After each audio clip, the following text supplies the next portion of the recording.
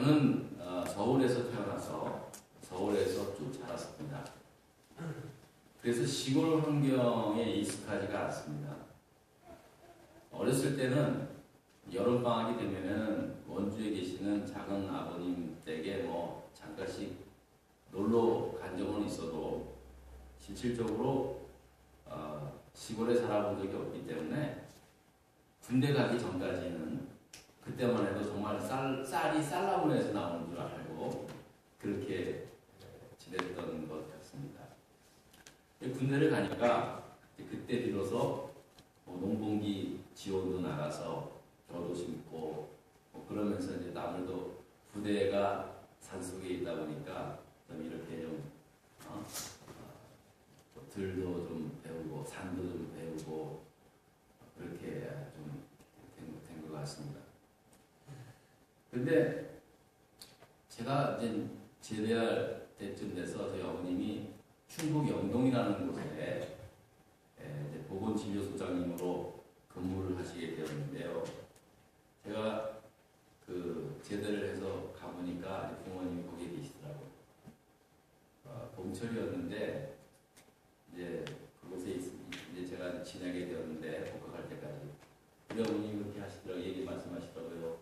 야, 저 뒤에 심겨져 있는 나무가 뭔지 아냐? 감나무다. 저게 매실나무다. 저게 대추나무다. 이렇게 알려주시더라고요.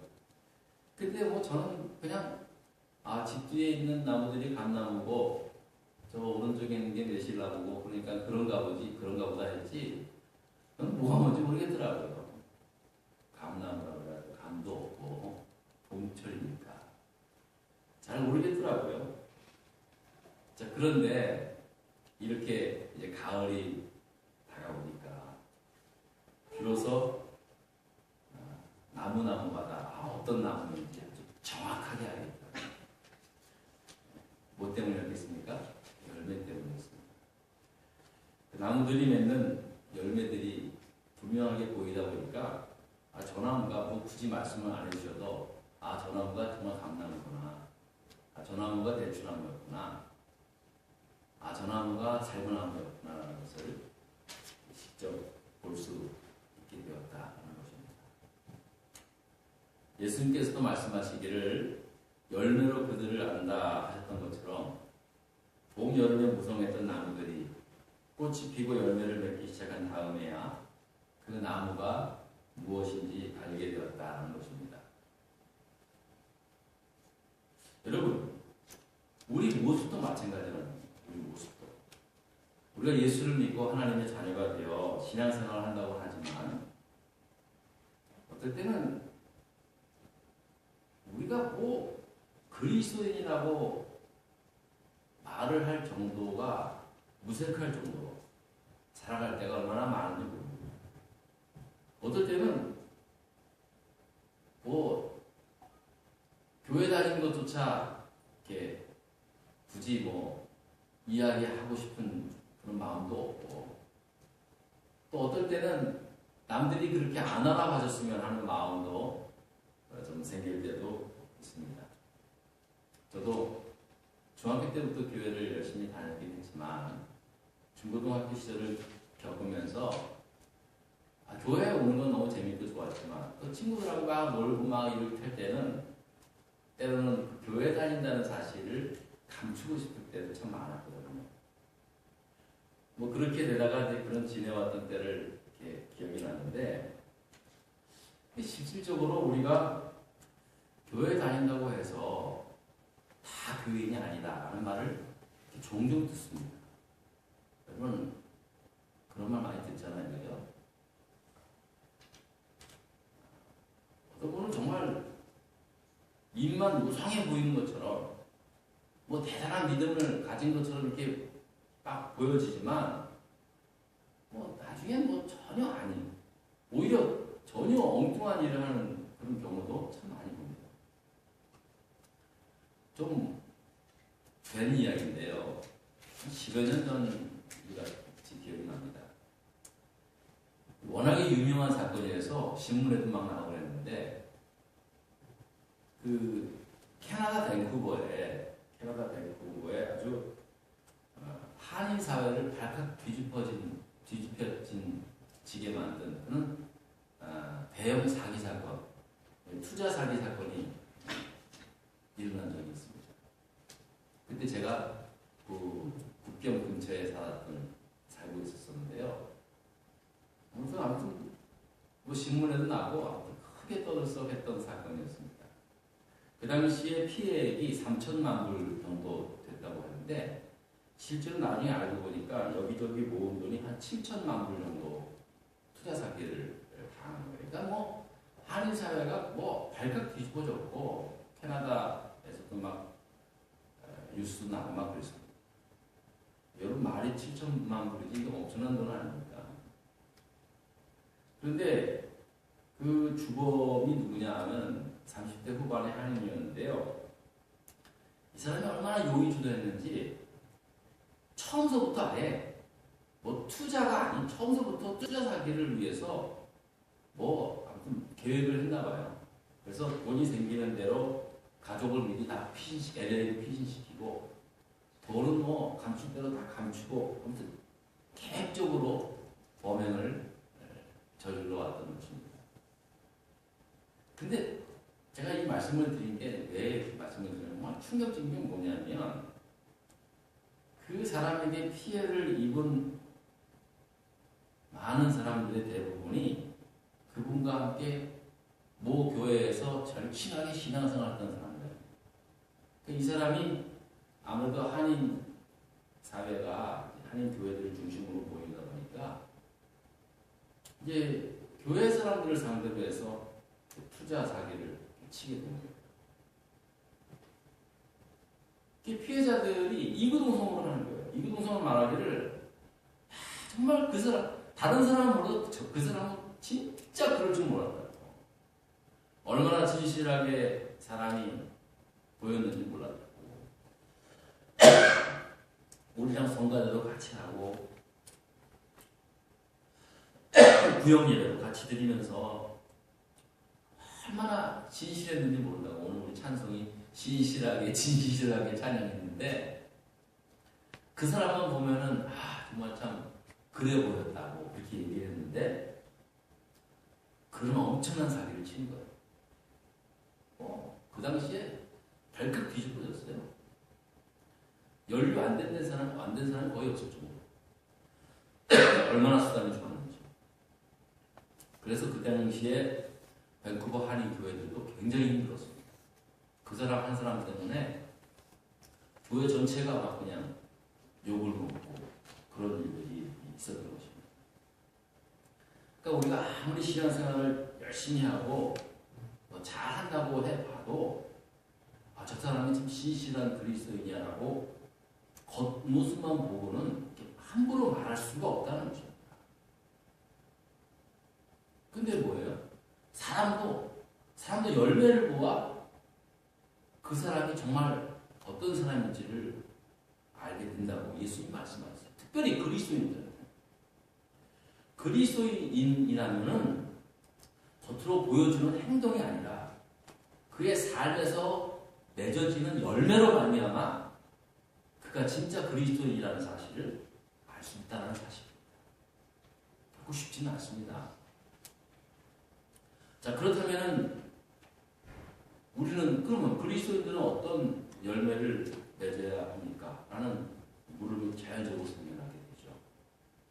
성경은 아주 분명하게 말씀합니다. 갈라디아서 5장 22절부터 23절에 나와 있는데요. 성령의 9가지의 열매입니다.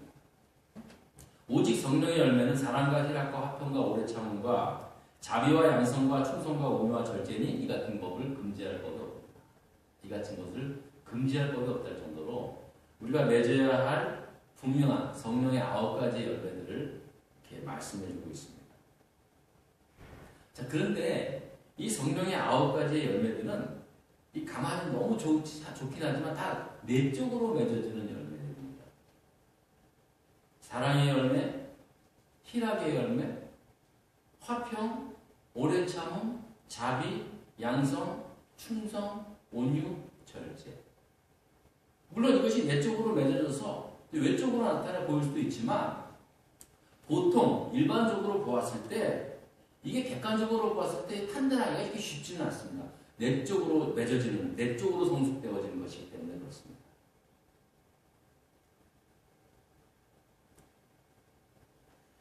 자, 그렇다면 이 성령의 9가지 열매들이 과연 우리가 내적으로 얼마나 잘 맺어주고 있는가, 외적으로 확인할 수 있는, 가늠할 수 있는 또 한 가지의 열매가 있는데 그게 뭐냐? 바로 그게 감사라고 하는 것입니다. 감사.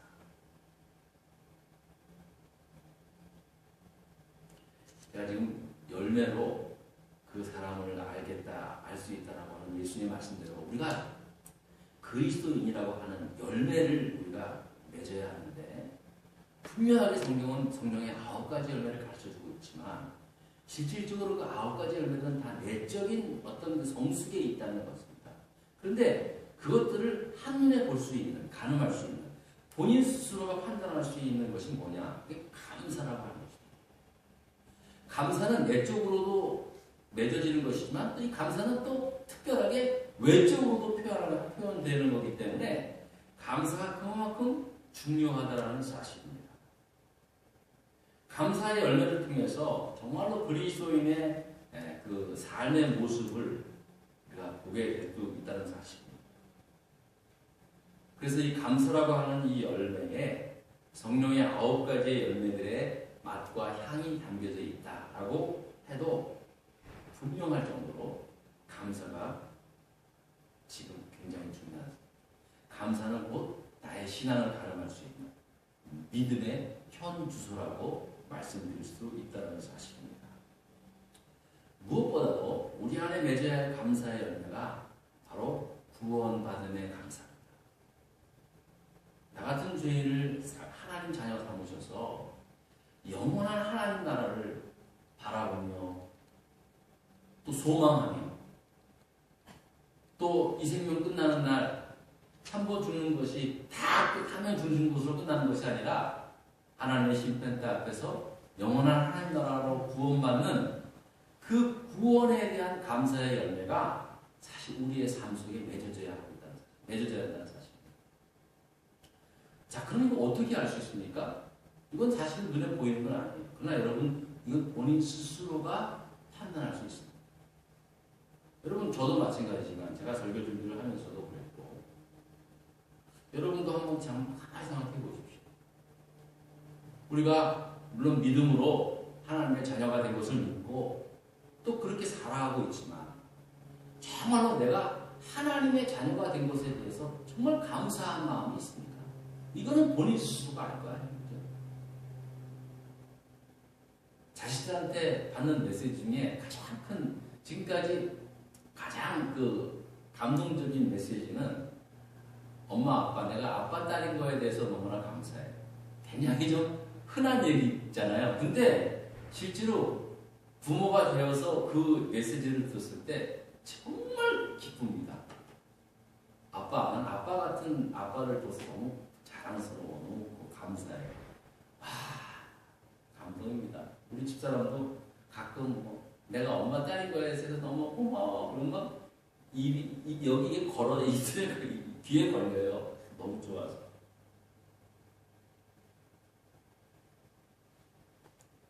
여러분, 우리가 내가 하나님의 자녀라는 것에 대해서 여러분 정말 그런 마음으로, 아니 조금 마음과 말로는 약간 차이가 있다 할지라도 여러분 하나님 앞에 하나님 나 같은 사람을 하나님 자녀 삼아 주셔서 정말 고마워요.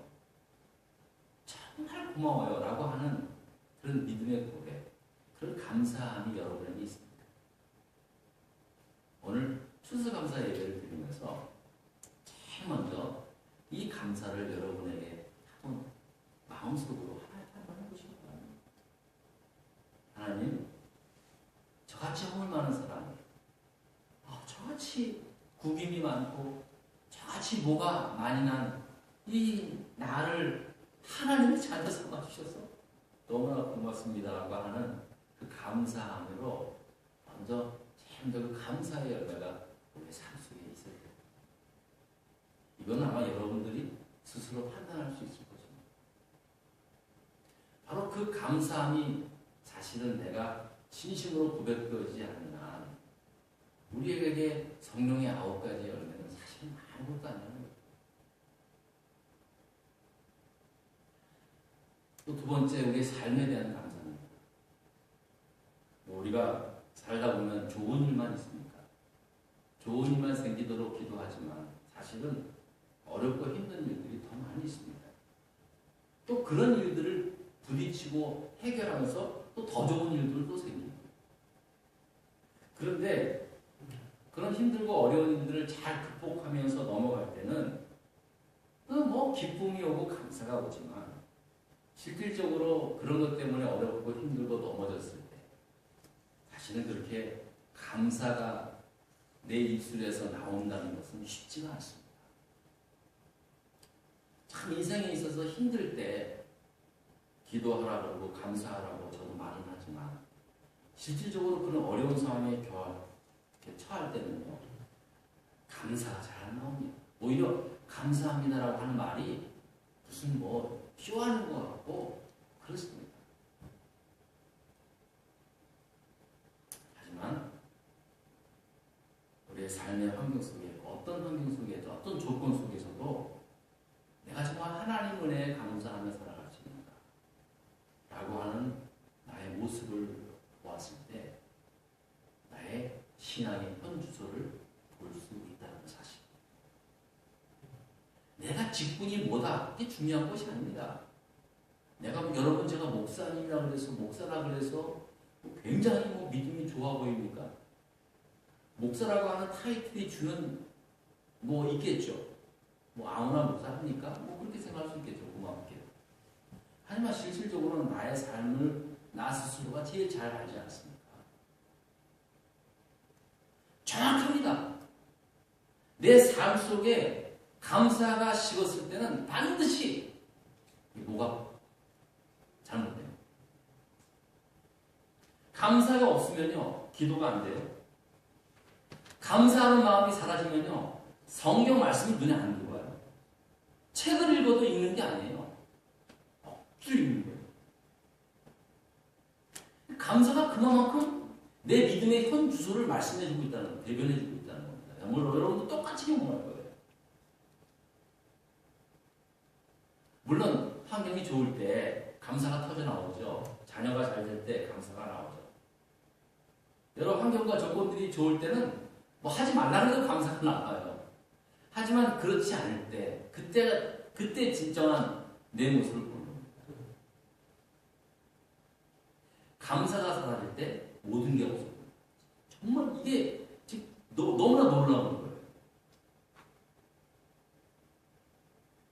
저는 그래서 감사는 우리 믿음 생활의 마스터 볼륨이라고 저는 믿습니다. 마스터 볼륨입니다.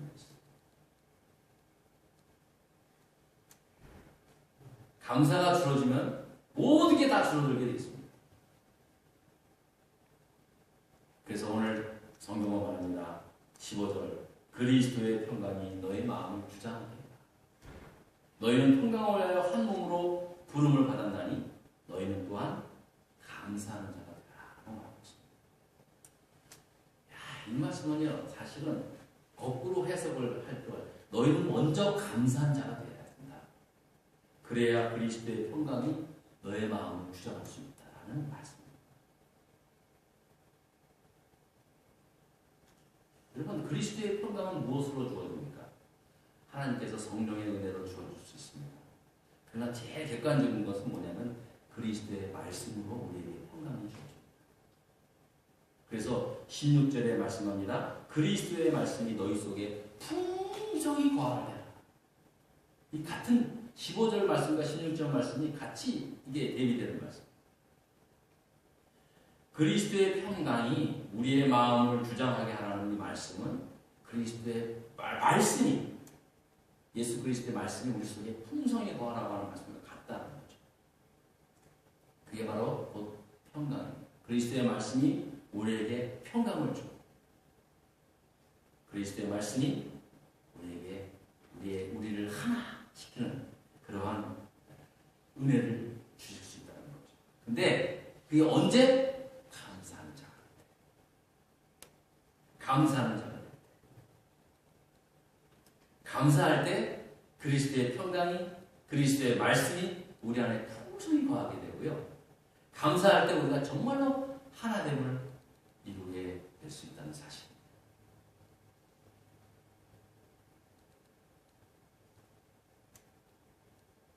그리고 또한 말씀합니다. 그리스도의 말씀이 너희 속에 풍성히 거하며 모든 지혜로 피차 가르치며 권면하고 시와 찬송과 신령한 노래를 부르며 감사하는 마음으로 하나님을 찬양하고 17절의 말씀입니다. 우리 다 같이 한번 읽어볼까요? 17절의 말씀 시작. 무엇을 하든지 말에나 일에나 주 예수의 이름으로 하고 아버지께 감사하라 라는 말씀을 하고 있습니다.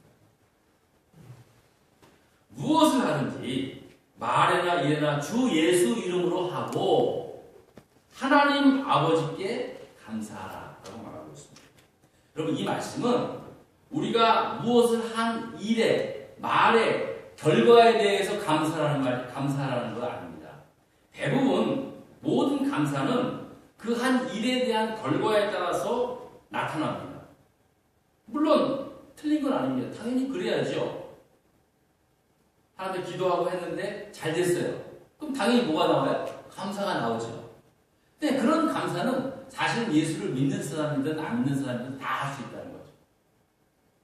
근데 오늘 말씀의 핵심은 뭐냐면 우리가 무엇을 하든지 말이나 일이나 다 주 예수의 이름으로 하는 거예요. 그러니까 무엇을 하든지는 다 통한데 주 예수 이름으로 하는 일에 대해서는 거기서 이제 예수 이름으로 하는 일에 대한 일이 어떤 일인지 우리가 알잖아요. 그렇죠? 사업을 하도 그렇고 무슨 일을 하든지 간에 주 예수 이름으로 해야 한다는 사실입니다. 거기에 도덕적, 윤리적 근거가 다 있는 거예요. 근데 중요한 것은 예수의 이름으로 하고 하나님께 감사하는 거예요.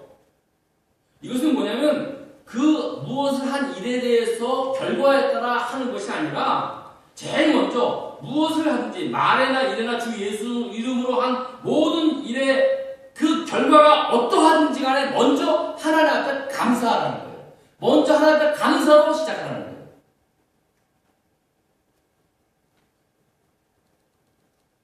이게 그리스도인들과 좀 다른 사람, 세상 사람들과 다른 감사입니다. 세상 사람들도 다 감사합니다. 여러분, 그 미국의 심층 뉴스 TV 프로그램인 인사이드 에디션이라는 그 프로가 있습니다. 요즘도 하나 모르겠네요.